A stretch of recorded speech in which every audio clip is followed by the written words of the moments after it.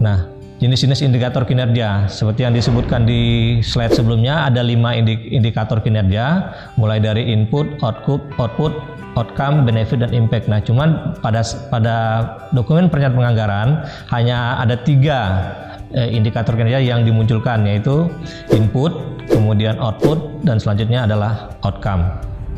Hal-hal yang penting yang harus diperhatikan dalam mengidentifikasi indikator kinerja, yang pertama adalah identifikasi kelompok sasaran program atau kegiatan, karena ini penting, siapa yang menjadi kelompok sasaran dari program dan kegiatan itu, karena program kegiatan itu ditujukan untuk diapakan kelompok sasaran program kegiatan itu, siapa dan apa kelompok sasarannya. Kalau untuk bidang pendidikan, kelompok sasaran kegiatan itu bisa saja siswa, guru, kemudian bisa saja komite sekolah dan lain sebagainya. Kemudian mengidentifikasi lokasi kegiatan, karena ini juga penting, kegiatan itu dilaksanakan di mana, sehingga bisa mengidentifikasi secara lebih jelas target-targetnya yang akan dicapai. Kemudian harus relevan dengan tupoksi.